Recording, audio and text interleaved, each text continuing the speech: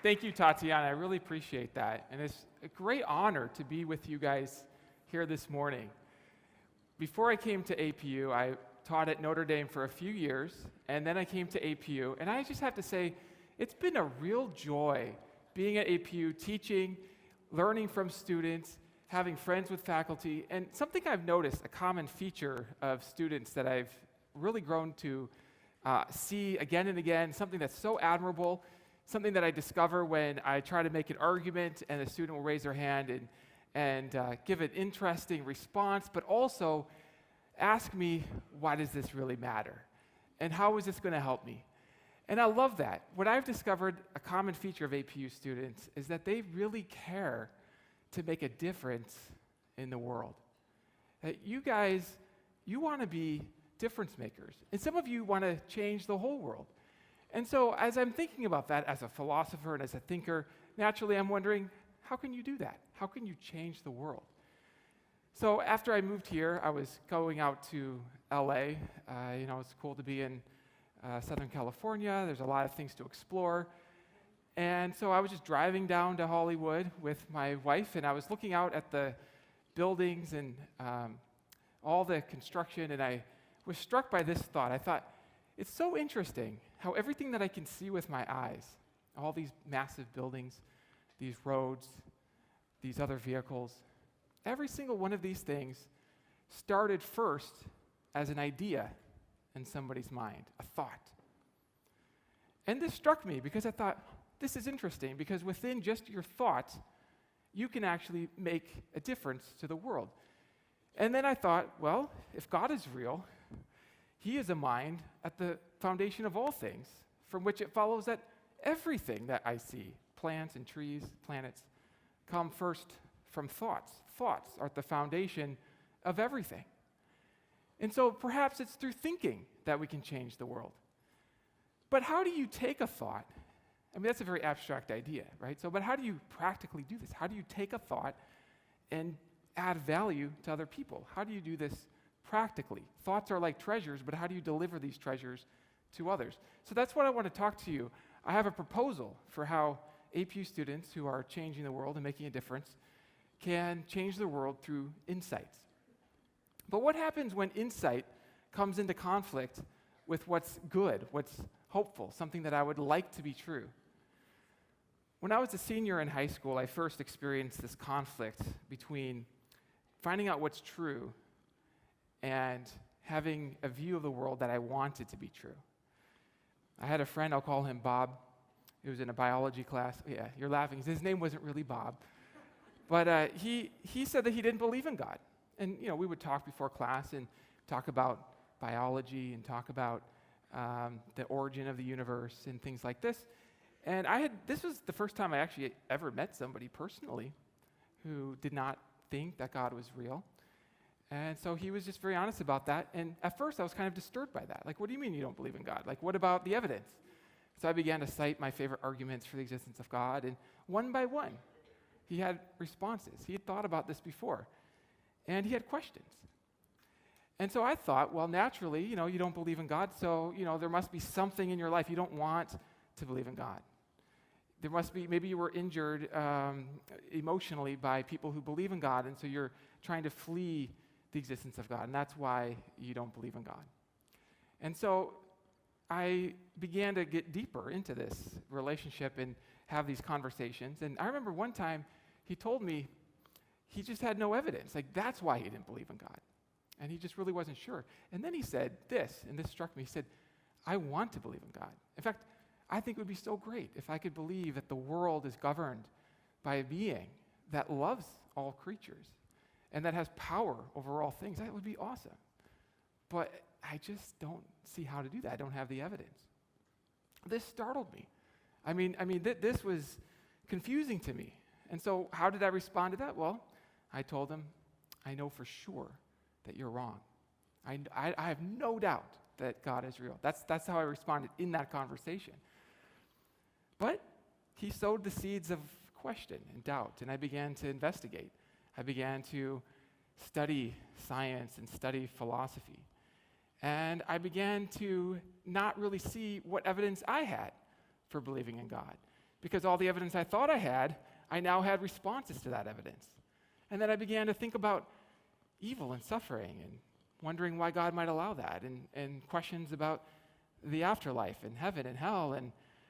And all of a sudden, one day coming home from school, I began to sink into a feeling of doubt and agnosticism. Belief in God left me. And I remember what it felt like in that moment of not believing in God. And I remember then getting home and lying in my bed and thinking, pondering my non-existence that would follow my death and what that would be like to be absent from reality forever. It scared me. So I wanted to believe in God, but I didn't know how. I couldn't see a way to. And why couldn't I believe in God? Well, in that moment, I said to myself, this is all that I could think, was I don't have any evidence, any reason to believe. And even though I wasn't sure that God didn't exist, I had enough sort of a thought that maybe I'm wrong, hopefully I'm wrong, that I remember praying and saying, God, if you're real, if you're really there, please just show me some evidence. Move my ceiling fan, demonstrate your reality. My ceiling fan did not move, and my heart sank even more. In fact, I remember one time even asking God to be real. I was like, dear God, please be real, as if he could answer a prayer like that, right? If he's not real, he can't become real. And so in this moment, I discovered what it was like to not believe in God and what it was like to be on the outside looking in at people who go to church and who believe in God. And I wanted to believe in God, but I just didn't know how to do it. And I discovered that I had a story about atheists and about agnostics, a narrative about them that was actually problematic. So now my friend at school, Bob, we continued our conversations, but now I was like him. And I wasn't sure what to think or what to believe.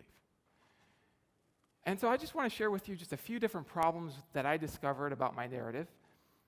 First, I discovered that my narrative of atheists and agnostics, it was just too simple. It was too simple. I just simplified. I had my own story of why they didn't believe, and maybe that story does apply to some, but it doesn't therefore apply to everybody. And it didn't apply to me. The story that I had about agnostics, that they don't want to believe in God, they're trying to hide their sin, they're hurt from the church. Not my case. I wanted to believe in God. I loved church. I loved worship. Worshiping this morning with you guys was great. It's great. If only there is a being that loves me, I just didn't have the evidence. So my view was just too simple. Second, my view was too negative. It was just too negative. I didn't see the virtues in the people who disagreed with me. So here's what I discovered. I discovered what it was like to have courage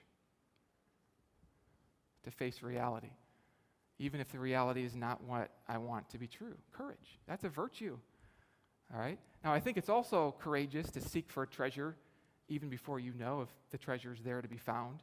So I think you can have a courageous truth-seeking for treasures and not give up that seeking. I realize in a group this big, I know from talking with APU students, not everybody comes from a Christian background, and many of you struggle, and some of you have legitimate doubts, and it takes courage. And I feel like I just want to affirm that, because that is a virtue. It takes courage to seek after truth, to follow evidence wherever it leads. The third thing that was problematic that I found with my own narrative of atheists was that it lacked compassion. I remember, so this was in high school, right? Senior year of high school. I remember in college, I went to Arizona State, and there was a girl in my college in one of my classes who was also in my high school, so she knew me in both places. And by the time I got to college, I understood what it was like to have different perspectives on religion. And I remember she told me during a conversation after class that something had changed about me, and she didn't know what it was. What changed? And it was a positive thing. She was feeling known by me. She was feeling like I saw her as a real person. Whereas in high school, before I went through my time of doubt, I saw people as, I don't know, this maybe sounds a little crude, but it's almost like tools for my own ministry. Like, you're my opportunity to evangelize you. But I didn't have compassion. I didn't treat them as a real person. And so what I want to share with you, and I'm going to do this somewhat briefly, But I want to share with you some of the clues that I began to discover that led me back into believing in God, all right? So my purpose as a philosopher, those who've taken my classes know my purpose, is to have insight about things that matter, to have truth that is a treasure for other people. And so I want to share some of the treasures that I discovered as I began to study. I remember going to the library and picking out books by atheists, books by believers in God, and studying the arguments. I remember just really wanting to face reality as it is. So I remember at just deciding, I'm going to follow the evidence wherever it leads. I just don't care. I would rather know the truth and be an atheist than pretend that God is real and loves me and not know the truth. So I made that decision to follow the truth wherever it leads. And my journey led me back to believing in God. So I'm just going to share three clues, and these clues sort of lead to other clues. This is going to be a little bit advanced, but these are the reasons that appeal to me. And each one of these can be unpacked in much more detail. So the first clue just has to do with existence, okay? So I don't know about you guys, but I've wondered why there's anything at all. I know it's such a philosopher's question, but why is there, imagine that instead of things, there's just empty space. Nothing. It would be so much more elegant, beautiful, maybe not beautiful, but simple that way if there was just nothing, or even just no space at all. But why is there something rather than nothing? Well, during my journey, I began to understand that the concept of God that's universal, that transcends culture and transcends time, the God of the philosophers is also the God of the Judeo-Christian tradition, is the God that's supreme. The God that is as great as a being could be thought to be. That's the basic concept. And anything less than that is a lesser God. It's not the real God, if there is a real God, the best possible being you can imagine. So when you think about that, what kind of a being would be the best kind of a being? Would it be the kind of being that could stop existing, that could be smashed and torn apart? Or is it the kind of being that exists in a kind of robust way, where its existence is, in fact, necessary? It can't fail to exist. Philosophers call this a necessary being. So here's a prediction. Think about scientists. They have theories, they have predictions, and then you test the predictions by observation. One prediction that you get from the God hypothesis is that there is something rather than nothing, and that there couldn't have been nothing. So if theism is true, then it follows that there is a something that can't fail to be. And in fact, that explains why there is something rather than nothing. Now, that's a complex argument, it's a deep argument, but let me just say that in my studies of this argument in my publications, I have not found a better explanation for why there is something rather than nothing than the God explanation, that there is a being that is supreme. That provides the simplest and best explanation of why there's something rather than nothing. Okay, that's sort of a philosopher's argument. Then there's a scientific argument, and I remember coming across evidence from science suggesting that the something isn't just there, but it's finely tuned, specifically targeted to allow for biological complexity, for life to exist. Now, I can't go into all the details, but I'll just say that one philosopher and physicist, Robin Collins, studies the fine-tuning argument, and he compares the degree of fine-tuning for life to throwing an arrow across the galaxy and hitting a small target. And he says that hitting that target is like getting a universe suited for life. If you miss the target, you don't get a universe suited for life. Lots of things have to be just right at the level of the entire universe. I did a computer program where I simulated biological evolution. Some of you who have taken my classes know about this.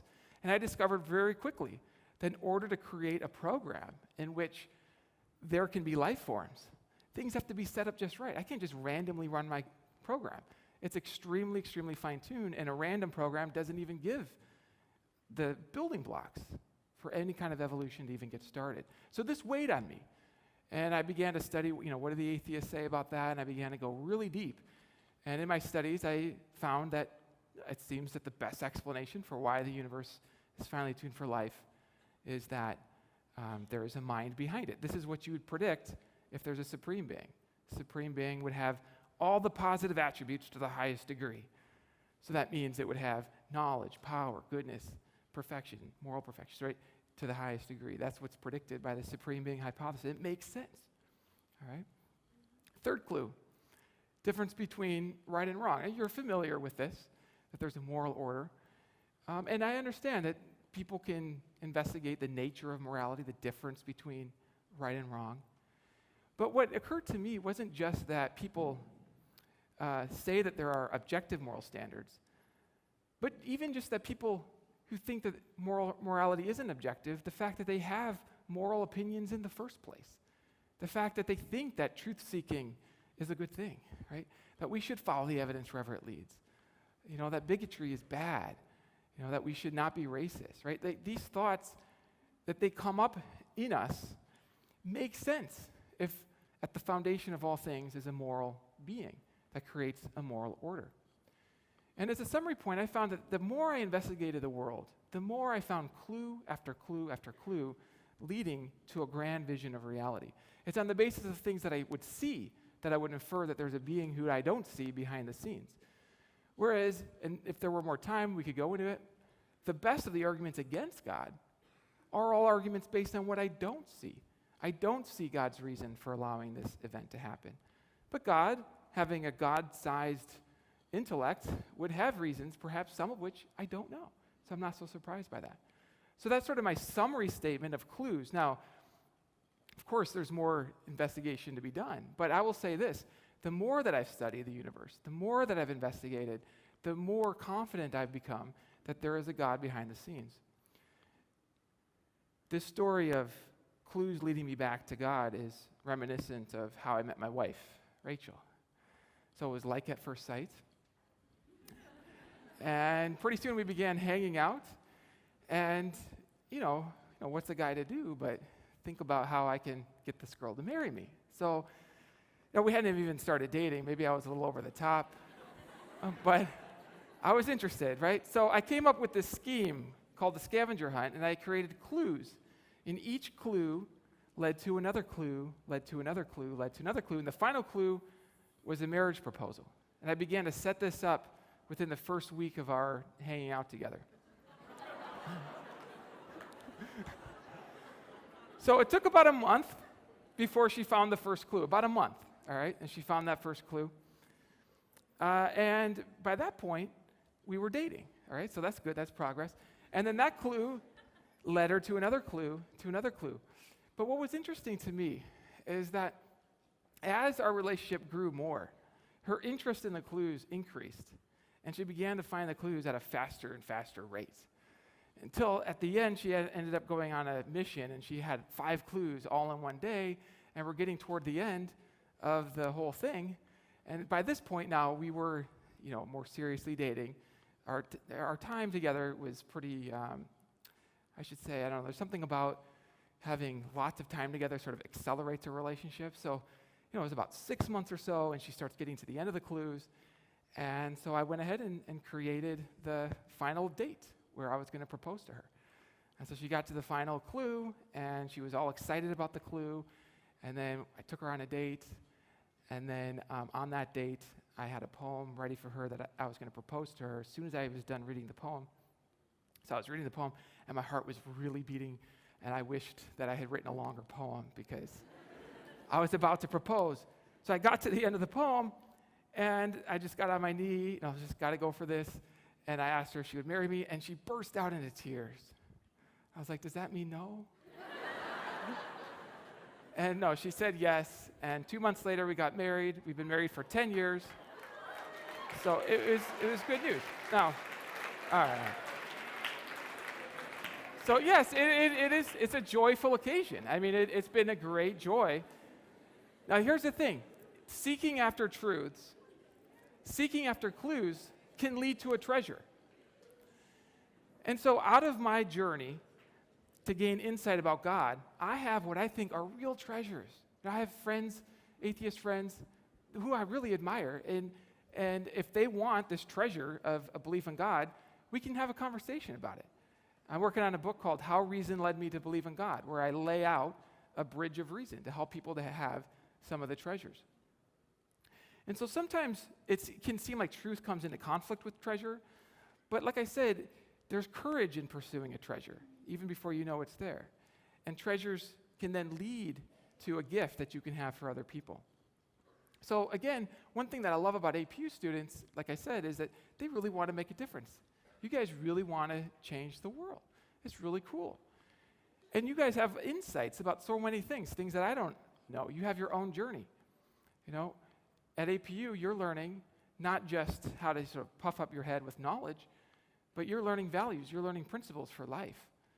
And so I just want to share with you a few principles, a few tips that I find to be extraordinarily helpful for how to take the insights that I've gained and then actually making a difference in the world so that it isn't just stuck in my head, but it's actually resulting in physical differences so that when I'm driving to LA, I can actually see differences in the world on the basis of insights that I have.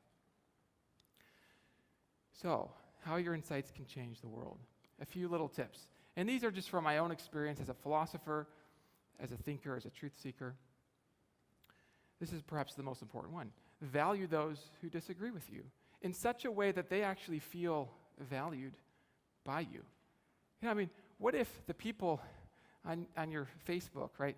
What if the people who disagree with your political views feel about you that you think they're great? What would that be like? What if when I was in my time of doubt, if I began to value the people who also don't believe in God? That's actually what happened. And that's why that friend in college saw something different about me. It's because I saw her as a person rather than as an opportunity for witnessing or whatever it is. I saw her fundamentally, most importantly, as someone valuable. We could have a whole day on just how to value people. It's something I'm constantly learning and trying to improve upon. Seeking their perspective is one great technique. So it's very easy to oversimplify the perspectives of the people who disagree with you, right? You know this.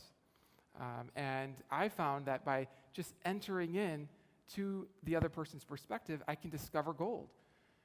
And so now that I know what it's like to be an agnostic, to not believe in God, I understand that when I'm in conversation with somebody who doesn't believe in God, they might actually have this great virtue called truth-seeking, called courage.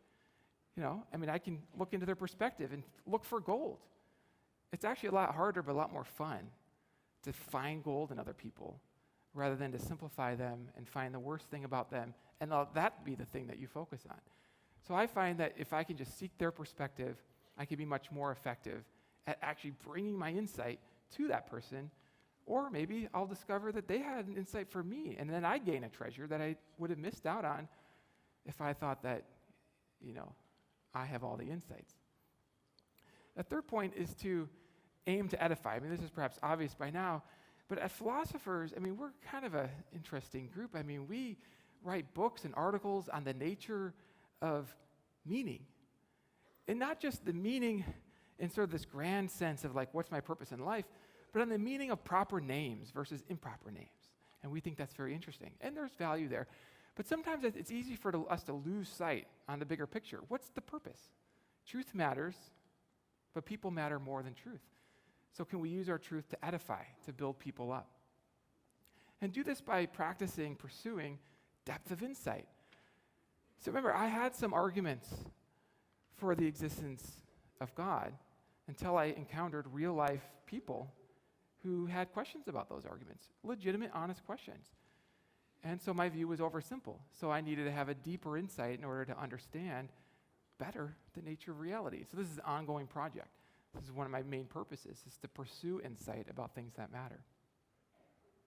Obviously, you want to offer them with gentleness and respect. That's an effective way to do that. And then it's important to see the person. I mentioned this, is truth matters, that the person matters the most, right? It's the person that's the most important reality. And then finally, and I forget this oftentimes, but to ask God for help. So now I'm in a place where I do believe in God, right? I have reasons to believe in God. And I find very practically, when I say, God, help me, I don't even know how to deal with this situation. I'm not sure how to go about this.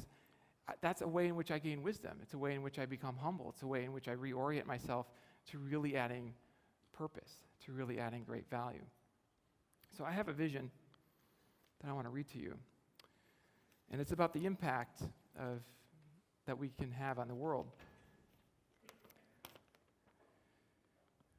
A few years ago, I went to Cambodia, and I noticed that, great country. I noticed my friends would throw trash on the floor. They would just drop it on the floor or on the ground, wherever they went.